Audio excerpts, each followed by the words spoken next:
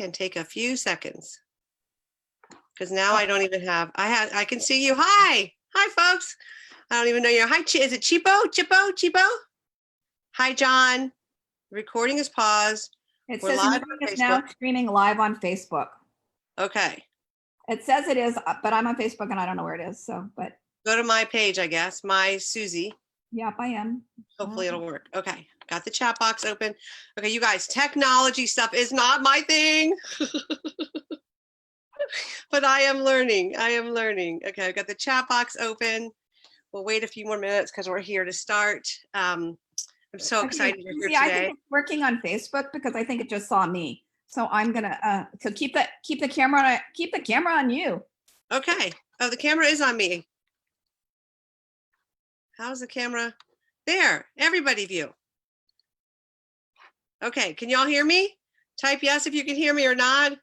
Okay, great. Okay, fabulous. More people are coming. Hi, iPhone somebody. Thanks for joining. I don't know why, Karen, it's on you, but you all can see me and we should be able to see everybody. It's not, it's working. Okay. It's just showing the whole screen. Which is fine because I want this to be a discussion. My whole thing with this, doing it this way, you guys, was so we could all talk about this together versus me just talking because I could just be on Facebook talking. Doing live, which I am going to do some video shorts, what I call shorts videos, probably later this week, where I'm going to cover in little bite-sized pieces some of the questions that people are having, and then we'll archive those somewhere so you can have them. But I wanted to do this so we could have discussions because we're all socially isolated. Today, I saw this term. Oh, let me turn on recording. Hold on. Recording paused. Record. Please, Jesus, bring me a tech person who's bored of their life. This is my effort at being green. For happy St. Patrick's Day for everybody. Got my little green ring. I'd never wear green because with olive skin, you look green. And so I was like, happy St. Patrick's Day. So if you are a St. Patrick's Day fan and you are missing out on your fun with your friends at the bar, kudos to you. Congratulations to you. If I had a green beer, I would toast you right now because you're doing what they're asking us to do. And I am trying really hard at not being mad at the people who aren't, because I am a high risk person. And so one of the things I want to talk about is we're going to talk about mental health and then all this together time. But what can we control? We're all feeling vulnerable. We're all feeling a little edgy. Maybe you're feeling a little irritable. I don't know. I am a little bit, as you could just tell. I heard about the Clearwater Beach, Florida. My mom was talking to me and she said, have you seen the pictures of Clearwater Beach? It's packed with kids. And I was immediately angry. And I had thought, okay, anger spikes my blood pressure and my heart rate and my stress hormones. And that's not going to help me. I cannot control what they're doing. What can I control? I can control what I say to myself. I can't control what I think. I can't control necessarily what I feel, but I can control what I do with what all comes up in my heart in those moments. And so one of the things I would invite you to do is look at, like we talked about yesterday, what is going on? What am I feeling about what's going on? And what do I want to say to myself or navigate this? So for me, let's use the Clearwater, Florida one. I was like, okay, I hope that these kids' parents call them and tell them to come home. But I can't let this get me upset. What can I do? I can turn off the news. I can choose to not pay attention to the people who might get me boiling because they're not doing what I think they should be doing. And as an Enneagram 8, I have an opinion about what everybody should be doing. So I then can take a deep breath. It was interesting. I have to monitor my pulse ox, which monitors my my heart rate. And I put my little pulse ox meter on, took a couple deep breaths, took a couple deep cleansing breaths. If I had had time, I would have put on a music or a Calm app, or my friend uses Headspace, just to get myself centered about what am I in charge of? What am I in charge of? I'm in charge of me. So repeat after me. I'm in charge of me. I can't hear you, but that's okay. One of the things that I do to help me remember, John is Enneagram 8 too. Yeah, we have plans for everybody. Is I have what I call Ebenezer's or reminders. In the Bible, they talk about stacks of stones that people built to show that God was here or remember God was here. And so for me, I'm so visually oriented. And sometimes I think I have the attention span of a gnat that I need reminders. So on one of my hands, I wear rings that have words on them that mean something to me. This one I started wearing a little bit ago It says be still on it. And every time I look down at my hand to write something, I see these words, be still. I would love it if I was the kind of person who could just hear it and remember it forever. But I almost feel like God has to have my face like this, like a little child. Okay, Susie, remember, be still. And so in that moment, I took a deep breath, looked down at my hand. It was like, okay, be still. Be still and know that I am God. Be still and know that this is not a surprise to you. Be still and know that I am doing all the things in my control to take care of me and my people. And that's all you can do. If you could see my desk, I would show you if I had any quick way of moving this, but who knows what will happen to the tech if I do that. I have Post-it notes up to remind me of truths. So one of the things I invite you to do is to put up some reminders for you. What do you need to tell yourself in the moments where you are ready to throat punch your people? And I used to like, I'm going to pull your hair out. One of my friends used to say to her kids, you're working on my very last nerve. And that was her kids' clue that they better have listening ears and get it together. I don't think that I should use the word throat puncher people because it seems so violent, but there are moments when you just want to go, boom, can you listen up? So all this together time we're going to talk about tonight, but we have to start with us. What can we be in charge of? And one of the things I want to invite you to do, and then invite your people in your house to do, is make a little Post-it note of what do I need? What do I need to stay sane in this time? It might be some space. Today on social media, I saw something that I'm going to post tomorrow, and somebody said, I'm trying to remember who it was, I'm not going to, why don't we call it physical distancing instead of social distancing? Because we can be physically distant, but socially connected. And I really like that because I think this idea of social distancing has us all up in arms because we need our social life to some degree. Now, if you're an introvert, that's a whole other stack of stuff we're going to talk about. I am on the border. I love people, but I recharge internally. I'm an introvert in those ways. And so I spend a lot of time alone. And so physical distancing may help you navigate it if you're an extrovert, because you can think, oh, I'm just going to be physically distant, but we can be on a Zoom call like this, or I can call my friends. One of my friends I saw on her page, they had her TV up or her screen up, and there were 4 of them having lunch together because they had office stuff. You know, we're used to having office lunches together. And so they had office lunch on their screen all together. As I've said last night, we live on the road full time by ourselves. So we have had cocktail hour with some of our closest friends via Zoom. Again, it's not quite the same as being there in person, but it sure is better than being alone. So social connectedness and physical distancing may be a better paradigm for extroverts. And so you can write down, what do I need? As an extrovert, I may need to plan into my day, calling a few people and connecting with them. As an introvert, I may need to say to my spouse and my kiddos, I need 30 minutes where nobody's talking to me, nobody's touching me, nobody's wanting anything from me, because if not, I will throw punch my people. I will not be the best version of myself. One of my clients, a very wise woman I know, talks about, how do I bring the best version of myself to this moment? And so I really want to talk about that before we switch into the together time, but I think this really applies to the together time. Viktor Frankl talked about stimulus and response, and I'm going to mess up his quote because it's over here in one of my notes, but really the way I frame it is reaction versus response. Something comes in, we have that moment that he talks about, a stimulus, and then we get to choose how we respond. And that is so key for our together time, all this together time. How am I going to handle what comes in? I talk about it, we get to respond. We get to choose how we respond. We don't have to react. And sometimes in those moments, we might have to take a deep breath, count to 10. You know, I have one client who twists their wedding ring while they're waiting to count to 10 and catch all the people to catch up to them.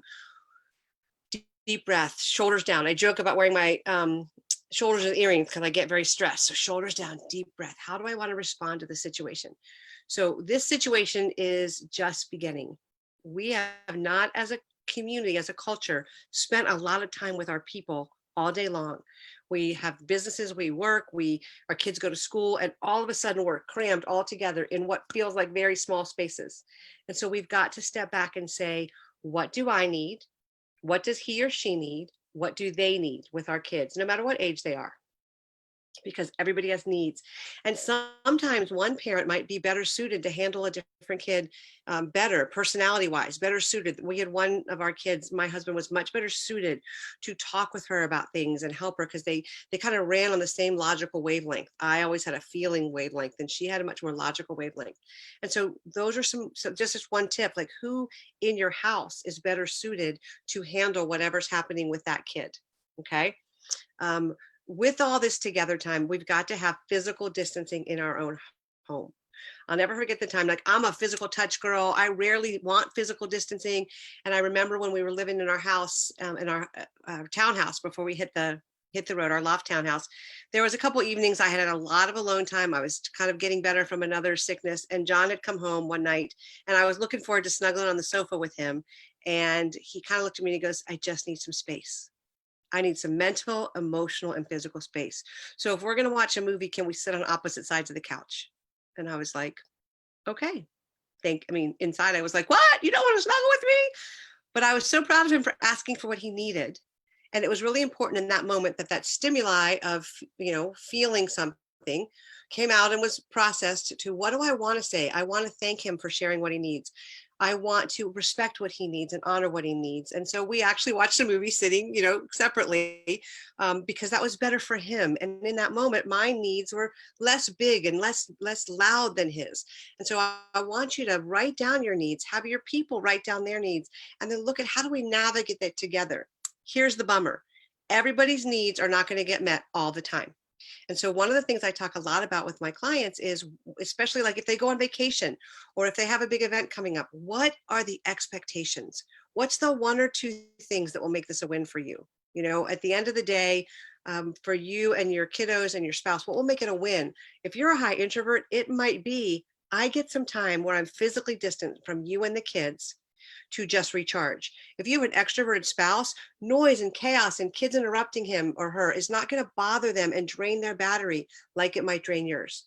So you have to name that and ask for that. And it might not be today, it might be tomorrow that you get that time, because let's be honest, we're talking 24/7 with people. Well, hopefully they sleep. So 12 hours a day at least, waking up together, going to work in the same house, doing school in the same house, doesn't mean you have to be in the same space.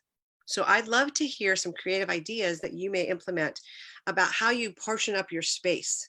Can he work in the dining room if you, or, and have an office? And can you have a post note on the door to a bedroom where you might be like office hours, I'm busy.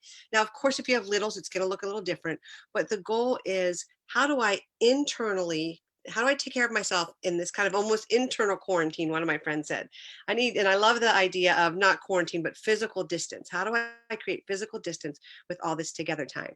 Now, that's going to be necessary whether you're an introvert, an extrovert, or, love people all the time, because we all need to recharge. We all need that we drain our battery. We need to recharge. And so I would invite you to have in this together time some sort of schedule for physical distancing in your together time. Little kids need time alone in their room to recharge and rest and have nothing going on. Big teenage kids need time alone in their room where they have, or reading or listening to music or not having external stimuli come in. That is what we are all going to need at different points. You may need it, and even your extroverted spouse, or if you're the extroverted one, they need it. You may need it, they may need it. Your introverts in your world really need it, which is why I want you to start with, okay, we have all this together time. We know when it started. For most people, it started on Monday. So we're only into Tuesday, maybe for some Thursday or Friday, but literally I think the world kind of went, oh, we better be kind of not quarantine. What's it? Seattle, sheltering in place, to be safe. How are we going to navigate this for a week, 2 weeks, 3 weeks?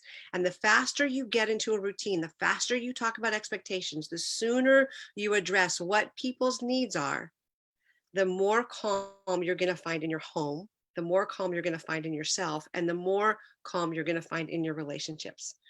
One of the questions that came in today was, what happens when we're already bad at communicating? We're already struggling with our communication skills. And we were just doing morning routine, bedtime routine with the kids, and then some TV at night. And now we're together all day. What do I do with my spouse we're not communicating well? And I just paused for a minute. I was like, that is so hard. But to be honest with you, every couple I know struggles with communication. Every couple I know struggles with communication. So first, let me normalize it for you. There's nothing, you know, bad, broken. You're one of a kind on your way to divorce. It's okay. We're not communicating well. How can we communicate better? And one of the best ways to start is to write down what you need and ask your spouse to write what they need and then negotiate. One of the things I talked about with one of my CEOs was bring your business skills home with you. This brilliant CEO would pull up in the driveway and dread going in because he knew he was going to get it wrong and wasn't communicating well with his wife. And I was like, what if she was your best customer? Your most, lucrative customer? What if this was your most valued team member? How would you handle it differently? Bring those communication skills back to to your home. And so I would invite you in those moments to ask two questions. How would I communicate with this person if it wasn't so emotionally charged? What would I say? What would my posture be? What would I want them to hear? And then the other thing I would say is, how would I listen to them? How would I receive what they say if it wasn't so emotionally charged? That is so important in looking at building new communication skills. And communication skills are just like every other skill or habit. We build new ones. We build, what do I say? We don't know what we don't know. So ask your spouse, did you feel like I heard you? Did you feel like I listened well to you? Ask your teenagers, your kiddos. This is a big one. What do you need here? And then it's okay. We had a question last night from a gal who asked about, what do I do with my adult kids? It's okay to get their input. And maybe even your littles, like, what do you need here? I need some playtime. You may know more than they need. You need some outside time. But in that moment, what do you need? And how can I help meet that need? And then don't forget to say, here's what I need. And then sit back in the evening at some point in time with your spouse, with your kiddos, and map out a plan. So at least one need for everybody is getting met a day. Because if you martyr yourself and you get no needs met, you'll be exhausted and angry. And then you will set up this chaotic pattern where you're constantly putting out fires. So that is a really important thing to do. Let me look at my notes here about what else I wanted to tell you, make sure. Okay, if things go sideways, if people have moods or snippiness, or you can feel their anxiety, it may not have anything to do with you. A tense moment, a jab, a come apart from one of your kids may not have anything to do with you. It may not be personal at all. It may be circumstantial. They may be frustrated about something. They may be at the water line. I talk about the water line. They may be at the max and they may need space. So before you take it personally, pause, give them the benefit of the doubt. This isn't about me. I'm not going to tell myself the story of I'm being a bad mom or my spouse and I can't talk to each other. This is terrible. Pause and go, okay, what do you need in this moment? What do you need from me? What's going to help us move from this tension or this upsetness or this impasse to a smoother, calmer place? Because we all are navigating a ton of together time that we're not used to. The last thing I want to say before I open it up for questions is to flip it on its end. What if together time is good? Where can you connect, snuggle, play a game, have a conversation, eat dinner? One of my favorite dinner games or things we did with our kids was we did high lows. What's your high of the day? What's your low of the day? And people just shared. There was no commentary. There was just sharing, just to get to know each other and what was happening in each other's world. So again, that could be interesting to have when you're all at home together. But if you can flip that on its end and go, what's good about this together time? My spouse and I, who haven't learned to communicate, are going to learn to have to communicate better. I, who have been taking care of the whole house and have huge needs, I'm going to have to learn to share my needs. My kiddos, who are used to getting XYZ, are going to have to bend and grow. What positives are coming from this difficult time?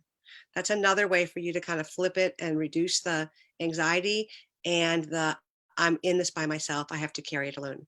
So those are some tips for us tonight. I want to open it up for questions. So if we have any questions, pop them in the chat box and I'll answer them. Let's see here.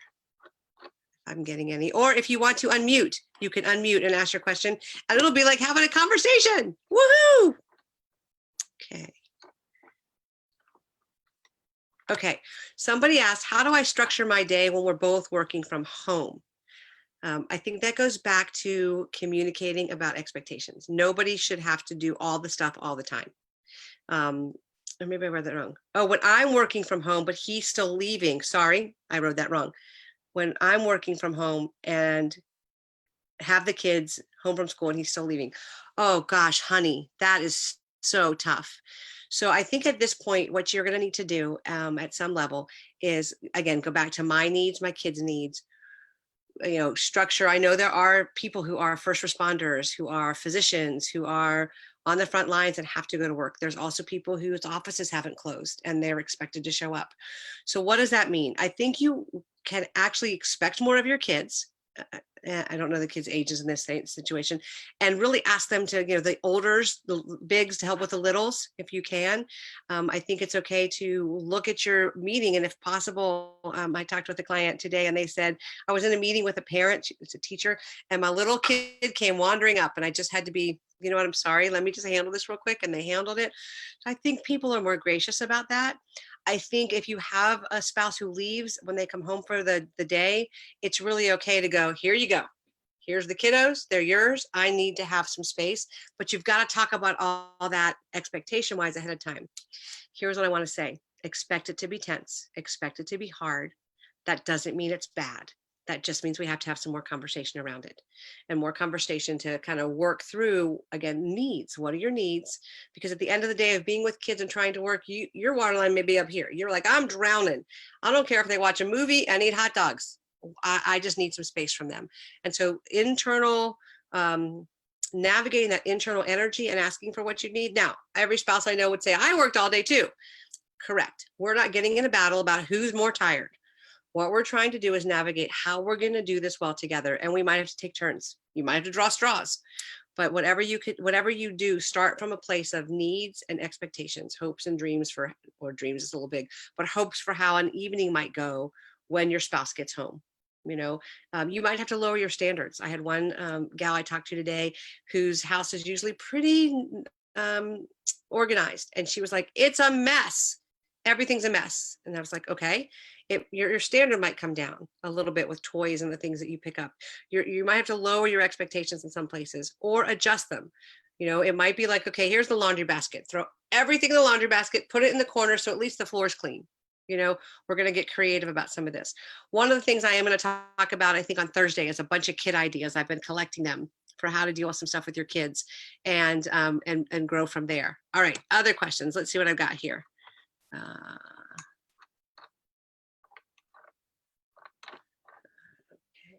Okay, introvert and extrovert.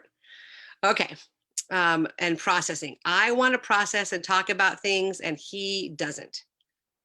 Okay, let's go back to what I said in the beginning. That happens in my house to make you feel more normal. What can you do with your needs? Like, I need to process my angst, honey. I need to process my worry. I need to process my fear.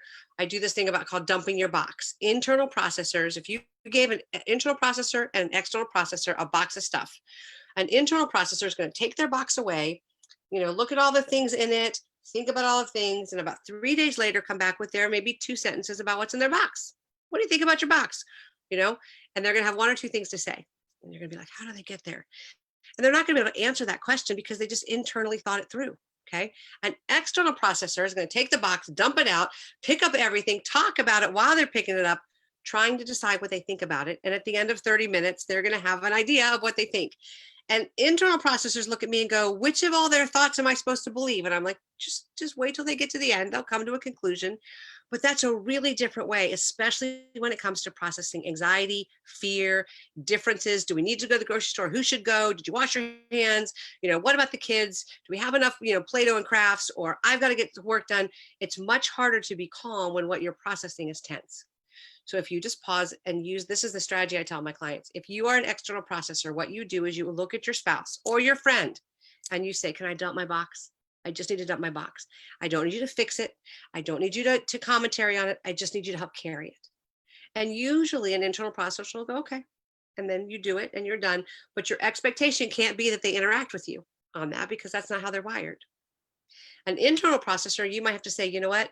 I don't have margin to listen to that right now, but I will in 30 minutes. Let me go sit in my room, in a dark room, and have nobody talk to me for 10 minutes or 30 minutes, and then I'll come back and have some energy for you. We want to talk about energy management. You've got to begin to have these hard conversations. My husband and I were sitting outside in our little RV park the other night, and he said, "Oh my gosh, what are these families going to do? They're spending all this time together and nobody's used to it."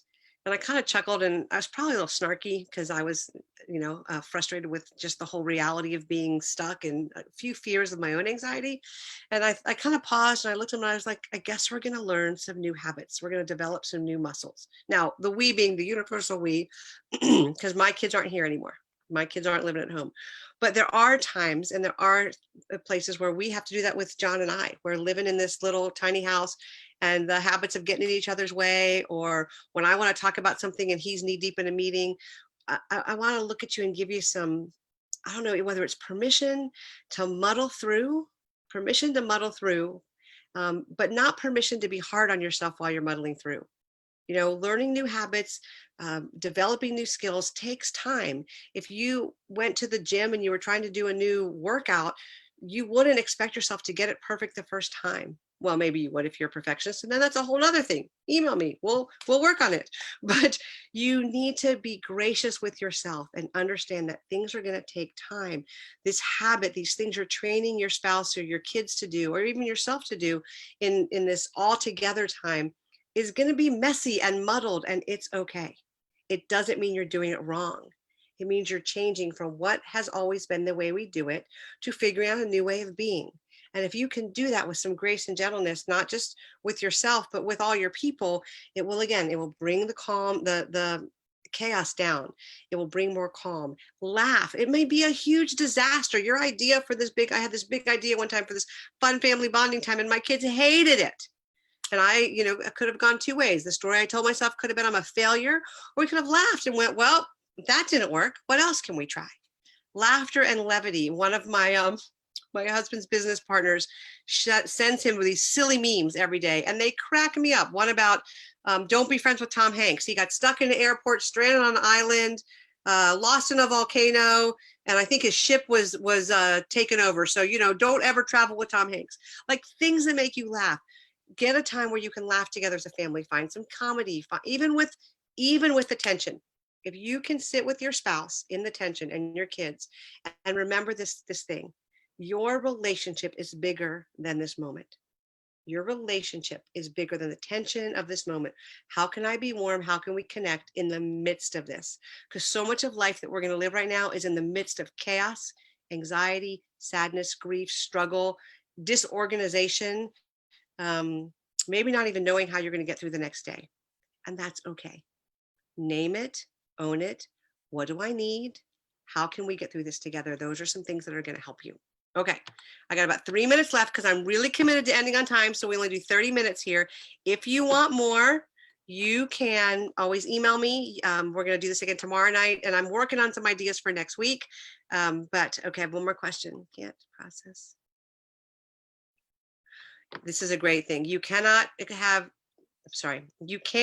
have expectations of them to process with you if that's not how they're wired. So how do you manage those expectations in real time? That's a great question, Anna. And I think off the top of my head, it's going to be disappointing. It's going to be really disappointing. And we hate disappointment. So what we tend to do with disappointment is we throw it on the other person, or we shove it in ourselves. And I think if we can go, you know what? I'm disappointed. And I'm not going to say this out loud to them. I'm really disappointed that you can't handle. I'm disappointed that this is the reality right now. I'm disappointed that they can't navigate what I need from them right now. They may be disappointed that I need something they can't navigate. I'm going to name my disappointment. And at this point, if you can't process it, I'm a big fan of putting it in a box. I'm going to put this disappointment in a box because right now dwelling on it is not going to serve me. And it may be that by the end of the week, you have a closet full of shoe boxes of all the stuff you got to process. And then, maybe you need some, help processing that. Maybe there'll be a time when you could say, there's some things I want to talk to you about. When would you have energy?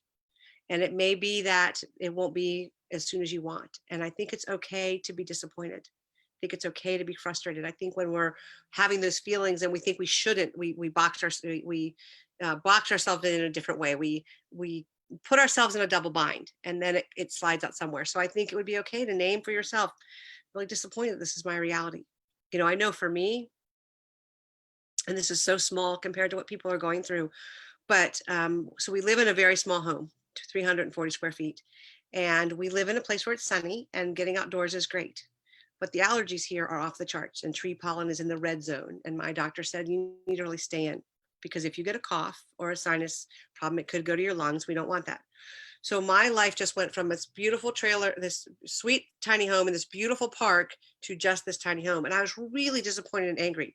And I started jabbing, making snarky comments. And I kind of at my husband or at the kids on the Clearwater Beach.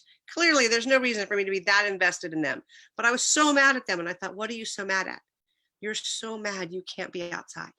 You're so disappointed you can't be outside. And if you feel that and name that, it will have less power. So all this together time is going to bring all that stuff to the surface for all of us.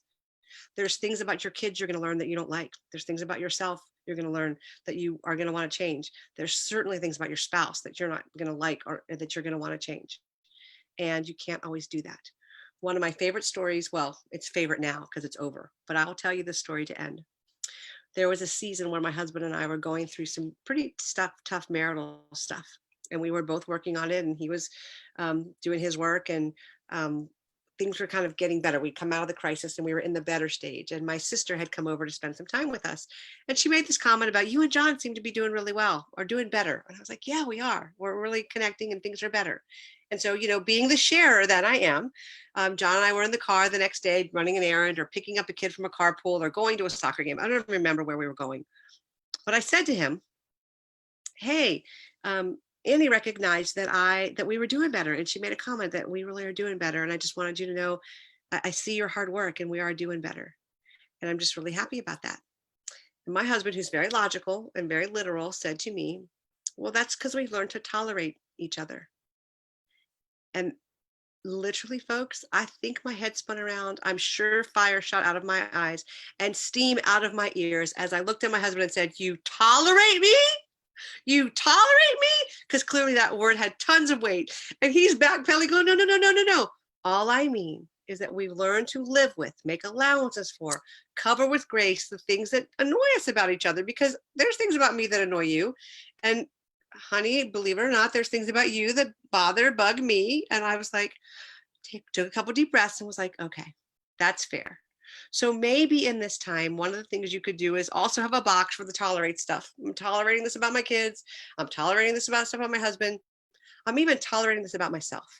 And I'm going to handle it with grace because that's going to get us through. There will be days to deal with all this stuff later.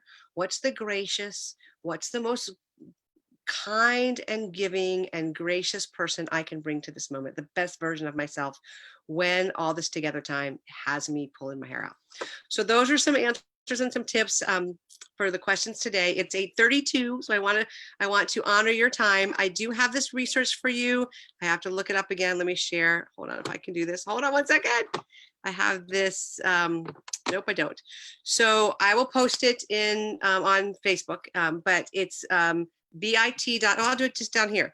If you want to get my secret 16, you just go to bit.ly/Susie's 16 and I'll post that again. If you want a Facebook reminder about this tomorrow, shoot me a Facebook message. I sent out a bunch of reminders today, and I will see you tomorrow at 8 o'clock. Thanks so much for being here, and know that you are all in my thoughts and prayers as you go through all this together time, and I will see you tomorrow. End recording. Stop recording, yes. And end the meeting.